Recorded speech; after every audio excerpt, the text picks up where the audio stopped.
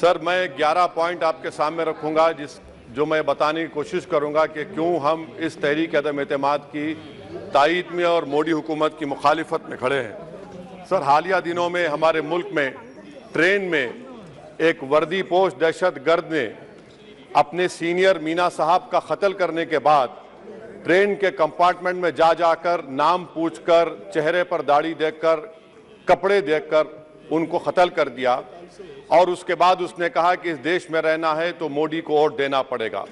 मैं हुकूमत से जानना चाहूँगा कि क्या ये अक्सरती तबके की एक्सट्रीमिज़म और रेडिकलाइजेशन की बेहतरीन मिसाल नहीं है, और अगर है तो फिर हुकूमत इस पर क्या करेगी। सर, हमारे आइन में, संविधान में लिबर्टी ऑफ कॉन्शियस को लिखा गया, तमहीद में, यानी ज़मीर की आज़ादी का जिक्र किया गया है। मैं हुकूमत से और ख़ास तौर से वज़ीर आज़म से जानना चाहता हूँ कि कहाँ गया इस हुकूमत का ज़मीर, कॉन्शियस जिसको अंग्रेजी में कहते हैं, जब नूह में 750 इमारतों को बगैर ड्यू प्रोसेस फॉलो किए उनके इमारतों को मुनद्दम कर दिया गया, और इसलिए कि वो मुसलमान थे, पूरे के पूरे इलीगल थे। इसीलिए पंजाब की हाई कोर्ट, हरियाणा की हाई कोर्ट ने कहा कि ये एथनिक क्लेंसिंग है। इसकी एक बेहतरीन मिसाल है उस हुकूमत की। तीसरी है कि इस मुल्क में एक नफरत का माहौल, बल्कि एक आतिश को पैदा कर दिया गया, मुसलमानों के खिलाफ नफरत का माहौल। ये 9 साल का इनका ये कारनामा है।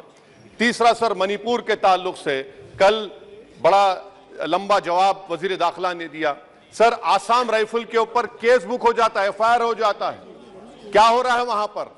कहां गया आपका कॉन्शियस, कहां गया आपका जमीर, जब वहां की महिलाओं की अस्मत रेजी की जा रही है? और आप मुख्यमंत्री को नहीं हटाना चाहते इसलिए क्योंकि वो कोऑपरेट कर रहा है। सर, मैं हरियाणा और मणिपुर के वजीर आला के लिए, किसी शायर ने अच्छा कहा था कि कुर्सी है तुम्हारा ये जनाजा तो नहीं, कुछ कर नहीं सकते तो तर क्यों नहीं जाते। आखिर कहां गया? उन ताबूतों में खो गया कि आपका कॉन्शियस, आपका जमीर, जहां पर 50,000 लोग बेघर हो गए, यानी 6 लाख हथियारों को लूटा जा रहा है। आखिर कौन सा आप इंचार्ज वहां पर हैं? सर, चौथा पॉइंट, हिजाब को एक मसला बना दिया गया और मुस्लिम बच्चों को तालीम से महरूम कर दिया गया। क्या ये आपका लिबर्टी ऑफ कॉन्शियस है? कहां गया आपका जमीर? सर, अभी आपने फाइनेंस मिनिस्टर साहबा ने कहा, यहां पर DMK के मोहतरमा कनीमोजी ने महाभारत के द्रौपदी का जिक्र किया। मैं ये पूछना चाहता हूं, बिल्किस बानो इस देश की बेटी है या नहीं? जिस बिल्किस बानो को 11 लोगों ने रेप किया, प्रेग्नेंट थी, उसकी मां का रेप किया, उसकी बेटी को कत्ल कर दिया, उसकी मां का कत्ल कर दिया, आपने कातिलों को रिहा कर दिया। यह आपका कॉन्शियस है? यह आपका कॉन्शियस है? आप तो मेजोरिटेरियन पॉलिटिक्स को फरोग दे रहे हैं। सर, चौथा, आज चाइना के ऊपर कोई नहीं बोलते हैं। प्रधानमंत्री मोदी ने उस वक्त 2013 में, जब प्रधानमंत्री नहीं थे, कहा था कि समस्या बॉर्डर पर नहीं, दिल्ली में है। अगर हम अपनी जमीन पर हैं तो डिसएंगेजमेंट क्यों कर रहे हैं? क्या आज चीन हमारी जमीन पर नहीं बैठा है? क्या आज चीन से आप बातचीत कर रहे हैं? आप डिसएंगेजमेंट कर दिए। बताइए डीएस्केलेशन, डी-इंडक्शन कब होगा? मैं आपके जरिए से हुकूमत को बता रहा हूं कि अगर प्रधानमंत्री ने अहमदाबाद में शी जिनपिंग को बुलाकर झूला झुलाया था, क्या हुआ? क्या नतीजा निकला उसका? चेन्नई दिखाया, क्या नतीजा निकला? सर, इसलिए चीन पर बोलिए, चीन को उखाड़ कर फेंकिए। सर, और एक पॉइंट जिस पर मैं मुखालिफ तायीद में खड़ा हूं, हाई इन्फ्लेशन है इस मुल्क में, हाई अनएम्प्लॉयमेंट है, स्टैग्नेटिंग कंजम्पशन है। इसकी वजह से महिलाओं में हाई एनीमिया लीड कर रहा है। ये हुकूमत इसकी जिम्मेदार है। सर, कुलभूषण जाधव कहां है? पाकिस्तान में बैठा है, आप क्यों नहीं लेके आते? आप विश्वगुरु कहते हैं, कुलभूषण जाधव को भूल गए आप।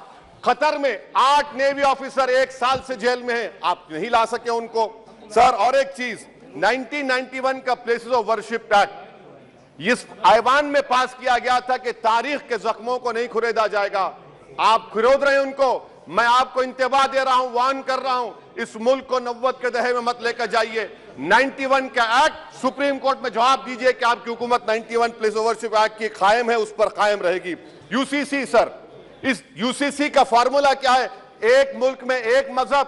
भारत एक गुलदस्ता है, भारत एक मोजाइक है। यहाँ पर बेशुमार जबानें, बेशुमार मज़ाहिब बोले जाते हैं, और हिंदू अनडिवाइडेड फैमिली में sir I am concluding 8 crore 75 Hindu खानदानों को 3,800 करोड़ डिडक्शन मिला। इसके बारे में आप क्या कहेंगे? सर और मैं कंक्लूड करने से पहले आपको बताना चाह रहा हूं कि माइनॉरिटी वेलफेयर का बजट 40% कम कर दिया गया। पढ़ो प्रदेश, प्री मैट्रिक स्कॉलरशिप कम कर दी गई, मौलाना आजाद फाउंडेशन खत्म कर दिया गया फेलोशिप, और इसकी वजह से 1,80,000 मुसलमान हायर एजुकेशन में गायब हो चुके हैं। सर मैं इख्तिताम में कह रहा हूं कि पसमानदा मुसलमान से प्रधानमंत्री को बड़ी मोहब्बत है। ये कौन सी आपकी मोहब्बत है पसमानदा, जो आपका एक मुसलमान मिनिस्टर नहीं है वहां पर? इखलाक से लेकर पीलू खान से लेकर अफान अंसारी से लेकर लुकमान अंसारी, मॉब लिंचिंग पूरे पसमानदा मुसलमान की होती है। पावरलूम बंद है अंसारियों के, कुरैश बरादरी का कारोबार बंद किया जाता है। स्पीकर सर, मैं कंक्लूजन में अभी कल हमारे होम मिनिस्टर ने कहा था क्विट इंडिया। अगर इनको मालूम हो जाए कि क्विट इंडिया का नारा एक मुसलमान ने दिया था तो वो भी नहीं बोलेंगे, वो नहीं मालूम था उनको। उसका मैं कंक्लूड कर रहा हूं, उसका नाम यूसुफ मेहर अली था सर। यूसुफ मेहर अली ने क्विट इंडिया का नारा बनाया, जिसको महात्मा गांधी ने सारे देश में एक पैगाम किया। मैं कंक्लूड कर रहा हूं सर, इस देश में अगर आज क्विट इंडिया करना है तो कहना पड़ेगा चाइना क्विट इंडिया। जो गौ रक्षक है जिसका नाम मोनू है, वो आपके लिए मोनू डार्लिंग बन गया है, उसको कहिए क्विट इंडिया। सर जो लोग तुष्टीकरण की राजनीति आप कर रहे हैं, आप हिंदू अक्सरियती लोगों में हथियार बांट रहे हैं, ये आप देश के लिए खतरा पैदा कर रहे हैं। Sir I am concluding. इसीलिए हम आपसे अपील कर रहे हैं कि हुकूमत से कह रहे हैं कि आप जो सियासत कर रहे हैं इससे नुकसान देश को होगा। प्रधानमंत्री जब खड़े होकर जवाब देंगे, हम उनसे पूछना चाह रहे हैं, पॉइंटेड क्वेश्चन है, क्या देश बड़ा है या हिंदुत्व गोलवालकर की आइडियोलॉजी बड़ी है? मैं इस तहरीक अदम एतमाद की तायद में खड़ा हूं और हुकूमत की मुखालिफत में। सर एक आधा मिनट सर, दो लोग, दो महाज है इस मुल्क में, एक चौकीदार है, एक दुकानदार है। एक चौकीदार एक दुकानदार है। जब जुल्म हम पे होता कोई मुंह नहीं खोलते। यूएपीए का कानून अमित शाह ने लाया, इन दुकानदारों ने तायद की। आज उस यूएपीए का कानून में 83 साल का बुढ़ा सिपर खत्म करो, सिपर नहीं होने के से मर गया। आखिर कब तक दुकानदार और चौकीदार हमारी लाशों पर सियासत? सर हम कंक्लूडिंग, कब तक सियासत करेंगे? अगर आप जुल्म के खिलाफ आवाज नहीं उठाएंगे तो आपकी दुकानदारी नहीं चलेगी, चौकीदार को बदलेंगे, तीसरा महाज करेगा। शुक्रिया सर।